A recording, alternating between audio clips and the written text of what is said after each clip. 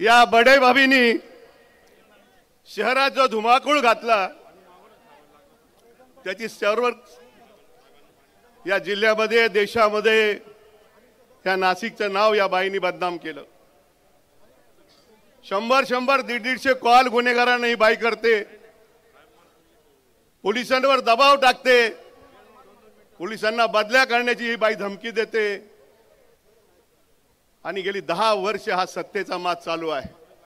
संपूर्ण drugs college पर्यंत पोहोचलं, पानपट्टीवर पोहोचलं, चरस गांजा कुत्ता गोळी। आणि ज्यावेळेस छोट्या भाभीला अटक झाली त्यावेळेस सुद्धा बड्या भाभींचे कॉल सापडले गेले। पोलिसांनी त्यांना सांगितलं की तुम्ही कुठेतरी चुकीचं काम करताय, परंतु सत्ता असल्यामुळं हा सत्तेचा माज या पद्धतीने चालू होता। बड्या भाभीनंतर चिपड्या नावाचा एक माणूस या ठिकाणी गुन्हेगार पकडला गेला। 1.25 महिना तो जेलमध्ये होता आणि ऐन निवडणुकीच्या तोंडावर त्याचा जामीन या बाईंनी करून आणला। जामीन केल्यानंतर संपूर्ण कुटुंब घेऊन ही बाई त्याच्या घरी गेली, त्याचं स्वागत केलं, सर्वीकडे हे फोटो झळकले, तरी बड्या भाभीला लाज वाटत नाही। एवढे निर्दयीपणे ती त्या ठिकाणी काम करते आणि म्हणून मुस्लिम समाज यांच्यामध्ये दरी निर्माण करण्याचं बाईंनी काम केलं। तिकडे ओबीसीच्या मेळाव्याला जाऊन बाई भाषण करते मराठ्यांच्या विरुद्ध, तिकडे मराठा समाजाला जाऊन पाया पडते। या बाईंनी सगळे जातीपातीचं राजकारण केलं, कोयता गँग या ठिकाणी निर्माण केली गेली आणि म्हणून तुम्हाला आम्हाला 20 तारखेला या बाईला गाडावं लागणार आहे आणि म्हणून तुमची साथ या ठिकाणी पाहिजे आहे। मी आपल्याला मतदारसंघाच्या विकासाबाबत निश्चितपणे सांगेल, कुंभमेळा येतोय, हे शहराचं नियोजन आपल्याला करावं लागणार आहे।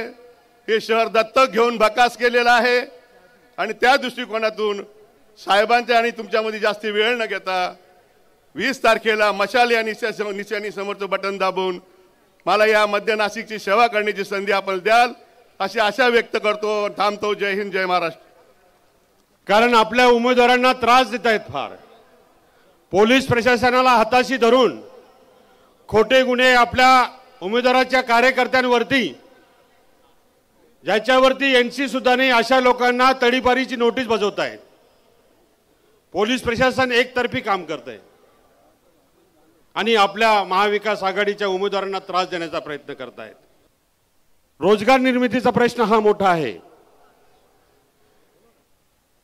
1,35,000 कामगार MIDC एरियामध्ये काम करतात, त्यांच्या पगारातून ESI कापला जातो साहेब। 10,000 पगार असेल तर 400 रुपये, 20,000 पगार असेल तर 800 रुपये। या मतदारसंघातून महिन्याला 10 कोटी रुपये ESI डिपार्टमेंटला जातात। मी सच्चा शिवसैनिक आहे, आदरणीय उद्धव साहेबांच्या पाठीशी उभा राहील, मरण पत्करेल पण शरण येणार नाही, मरण पत्करेल पण शरण येणार नाही। आदरणीय उद्धव साहेबांना आपल्याला ऐकायचं आहे। 20 तारखेला येणाऱ्या निवडणुकीमध्ये मशाल या चिन्हावरती मतदान करून प्रचंड बहुमताने विजयी कराल अशी माफक अपेक्षा करतो आणि थांबतो। जय हिंद, जय महाराष्ट्र। हा बुलंद आवाज कुणाचा? जमलेल्या माझ्या तमाम महाराष्ट्र प्रेमी बांधवांनो, भगिनींनो आणि मातांनो, कारण तिन्ही सभा आपल्या मैदान ओसंडून वाहणारे ठरलेले आहेत।